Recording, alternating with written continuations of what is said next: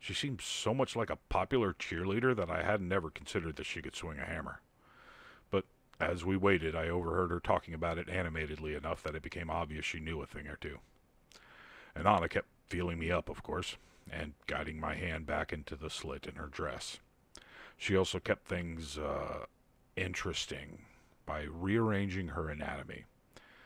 At one point, she had two hoo-has, one where her belly button should have been, and yes, I'm sure that's what it was. I know what one feels like by now. At another point, she had my hand all the way down to her original one when I felt bubbling in the skin above it. It was weird. I looked down, and to my surprise, she had a great big, well, you know, a thing. It was hard, too, poking up through her dress. I got startled and dropped my wine glass, sending Anana into a fit of laughter. Everybody looked at me, blushing and frantically wiping wine off my pants. Sorry, everybody, sorry. The slip was all, sorry. To my relief, the maitre d' came to seat us then.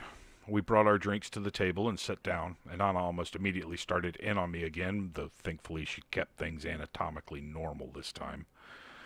I looked over at the menu, gawking at the prices. They had a duck breast for $40. This was fancy. I really wanted to get the filet mignon, but there was no price listed, so I wasn't sure. Gary, what are you getting? I asked. Two filet mignons, he answered without hesitation. I started to object, and then I remembered how we were paying for all of this. Duh. I was so used to being middle class that I'd forgotten the whole point of us living it up tonight. I think my tipsiness didn't help either. I think I'll do the same, I said. Sarissa announced that she would be having the grilled rack of lamb, and Anna pointed out that sea scallops were an aphrodisiac. I thought that was clams, but what do I know? And Kathy objected to the prices until we all joined in on encouraging her to order whatever she wanted. To my surprise, she followed Gary and my examples.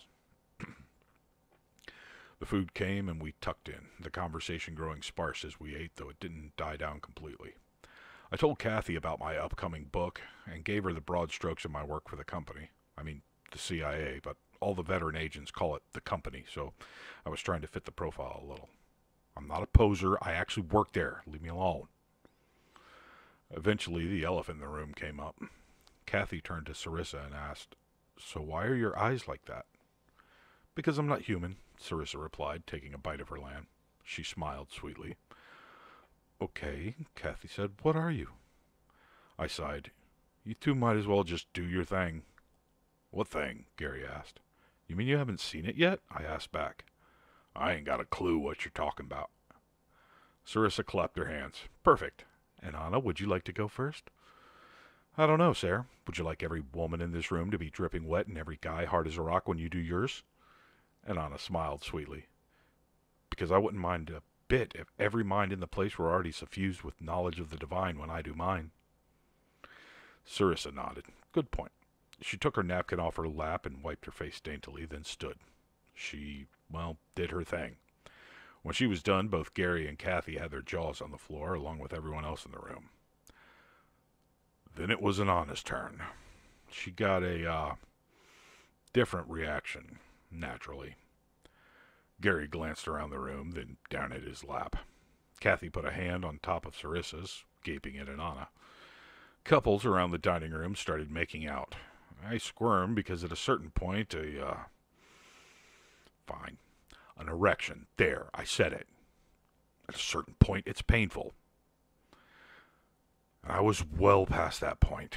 I suspected it got worse than the others because I gave serious thought to just taking Anana in a manly fashion right there on the table. But then I came back to my senses. Ew, I don't want all these people seeing my lily white butt cheeks. Both Gary and Kathy turned to me slowly. "Do they do this a lot?" Kathy asked. I shrugged, trying to look cool and probably failing. "You get used to it." "No," Gary responded. "I'm pretty sure I won't." "Heh," I said, now starting to actually feel a little cool. "Kathy, if you think that's something, wait till you meet Ixtlablaatl. I'll hold off on that introduction until you've got an empty stomach." The end.